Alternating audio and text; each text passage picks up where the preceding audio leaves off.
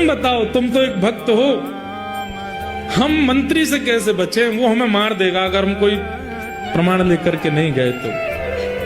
नहीं महाराज, आप मारिए मुझे, आप अपना कार्य कीजिए, आपकी क्या गलती, आप तो मंत्री की आज्ञा मान रहे हैं। तभी एक, अब देखो ये भी ठाकुर जी की कृपा है, ठाकुर जी जो करते हैं सोच समझ के करते हैं।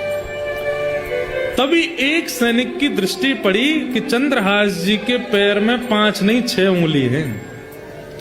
कई लोगों के एक एक्स्ट्रा अंगूठा होता है, कई लोगों के पैर में एक एक्स्ट्रा उंगली होती है, कई लोगों को, उनको कहते तो ऐसा ही है कि वो शुभ होते हैं, जिनके 6 उंगली हैं। दृष्टि पड़ी तुरंत, अरे रुको रुको रुको रुको, चंद्रहास अपने पैर दिखाओ। पैर दिखाया तो 5, एक अंगूठा, 4 उंगली और तन्नी उंगली में 1 उंगली और थी। मिल गया, बस थोड़ा कष्ट होगा तुमको, बिल्कुल चुपचाप आंख बंद कर लो अपनी। चंद्रहास जी ने आंख बंद की, करोगे क्या? बोले करो आंख बंद। आंख बंद की, वो उंगली पकड़ के उसको काट दिया। वो काट करके बोले बस अब तुम भाग जाओ यहां से, दिखना नहीं, हमें प्रमाण मिल गया, हम इसको जाके दिखा देंगे कि मार दिया। उंगली लेकर के आए, छोटा बालक था, मुख लाना हमने उचित नहीं समझा, उंगली नहीं आए हैं, मर गया चंद्रहास। और चरणों में प्रणाम करके चंद्रहास जी को खूब रक्त निकला। उन सैनिकों ने प्रणाम किया, बोले चंद्रहास तुम भाग जाओ यहां से, अब वैसे ही तुम कोसों दूर हो और दूर चले जाओ, और जीवन में कभी अवसर मिलेगा तो फिर देखेंगे तुमको, हम सौभाग्य मानेंगे तुम दोबारा मिले तो। उंगली छोटी सी काट करके ले गए सैनिक जन, इतने नाचते हुए आ रहे थे। यहां पर दृष्ट बुद्धि मंत्री सैनिकों को देखता है, बड़े खुश लगते हो।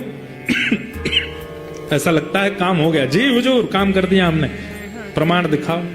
उंगली दिखाई, देख करके हंसने लगा दृष्ट बुद्धि। संत बोलता था उससे ब्याह होगा मेरी बेटी का, संत बोलता था वो राजा बनेगा यहाँ का।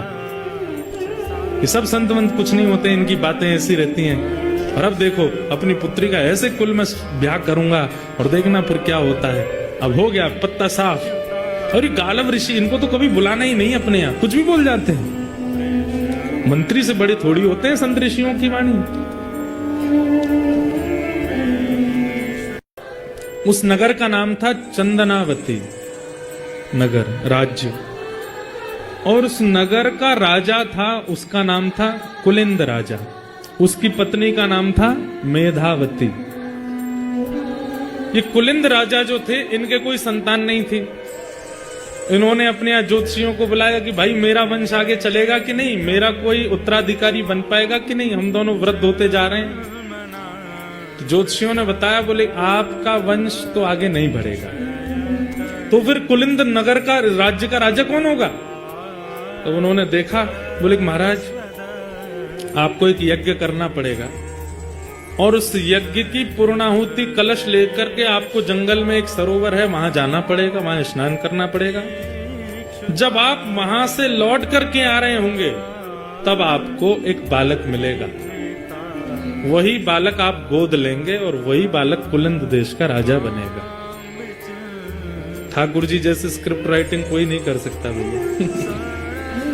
ऐसी सुंदर डायरेक्टर हो तो ठाकुर जी जैसे। हम सबकी स्क्रिप्ट लिख रखी है उन्होंने, कब कहां क्या हो जाए कुछ नहीं पता है। अब सोचिए, अब कुलिंद राजा, उसने अनुष्ठान किया, अनुष्ठान करने के बाद यज्ञ विसर्जन के लिए सरोवर स्नान करने जा रहा है। सरोवर में स्नान करके जैसे ही लौटे, तो कहा था सैनिकों ने कि ब्राह्मणों ने, लौटते समय बस ध्यान से देखते आना, एक बालक मिलेगा। लौटते समय जब आ रहे थे, तभी दृष्टि पड़ी एक वृक्ष के नीचे चंद्रहास जी बैठे, ठाकुर जी का स्मरण करने में। जाते ही राजा ने उनके पास बैठे बोले, पूछ तो लूं कहीं किसी का बेटा ना हो, कहीं किसी और का ना हो, मेरे को तो अनाथ बालक चाहिए जिसको मैं अपने कुल दीपक बनाऊं। ये कौन है, इसकी जानकारी तो ले लूं। पूछा कि तुम कौन हो, तुम्हारा नाम क्या है? चंद्रहास जी कहते हैं, मात पिता सब कृष्ण है, मात पिता सब कृष्ण है घर यह आकाश। मेरे माता पिता कृष्ण हैं और ये आकाश ही मेरा घर है।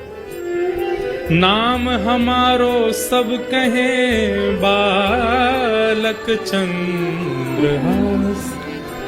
माता पिता सब कृष्ण हैं, घर है यह आकाश और सब माता पिता सब कृष्ण हैं, घर है यह आकाश और सब चलते फिरते बोलते थे, इसलिए अपना नाम पता चला, मेरा नाम है चंद्रहास। सुन करके राजा चकित हो गए, अपनी रानी को देखने लगे। तुम्हारी माँ कौन है? बोले कृष्ण। पिता? वो भी कृष्ण। ताऊ चाचा सब कृष्ण। आकाश ही मेरा घर है, मेरा नाम चंद्रहास। मतलब अनाथ नहीं, नाथ तू अनाथ को।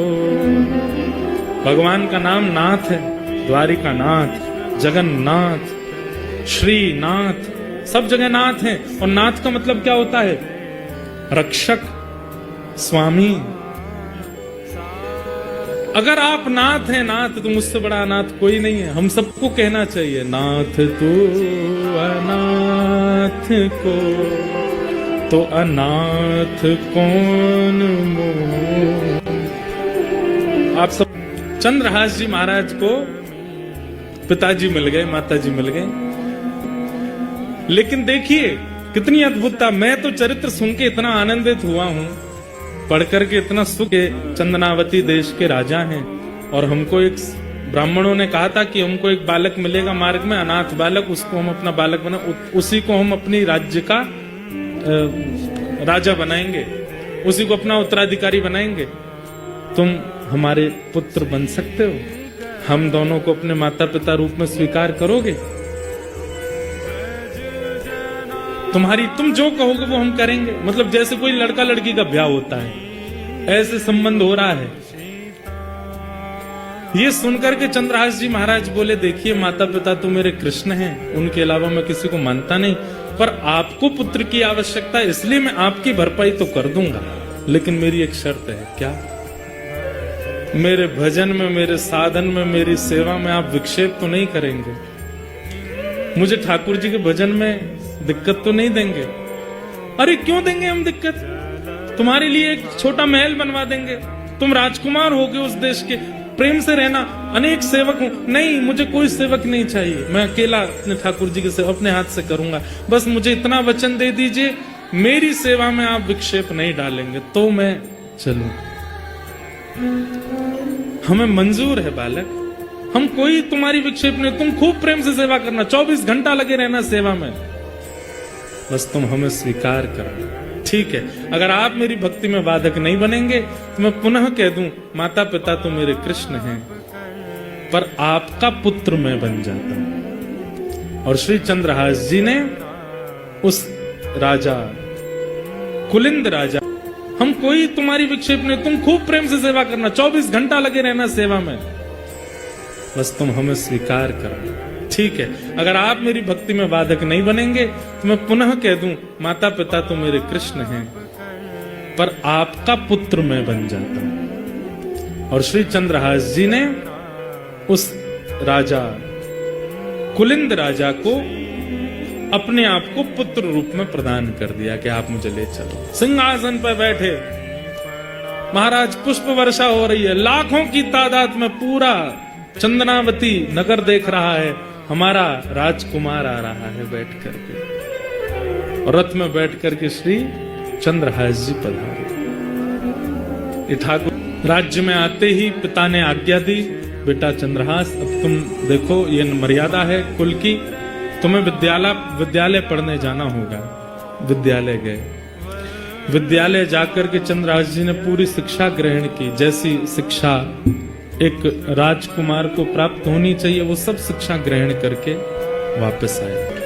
वापस आकर के पिता ने उत्तराधिकारी रूप में उनको घोषणा करके पूरे नगर के सामने घोषणा कर दी कि भाई ये हमारे उत्तराधिकारी, चंद्रहास जी जैसे ही मंच पर आकर के हाथ जोड़े, उनकी रूप को देख करके, मुख का तेज देख करके, नेत्रों की गंभीरता देख करके तो पूरी प्रजा मोहित हो गई। राजा से कह दिया, बोले राजन आपने इतने सुंदर हमारे उत्तराधिकारी चुने हैं, अब तो बस इच्छा हो रही है कि ये राजगद्दी पर कब बैठेंगे, ये राजा कब बनेंगे।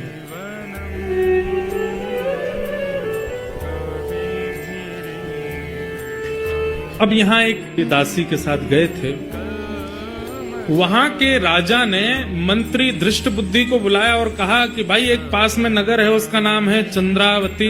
बोला हाँ। बहुत महीने निकल गए, बहुत साल वर्षा होने को आया है, महीने का कर नहीं चुकाया राजा ने,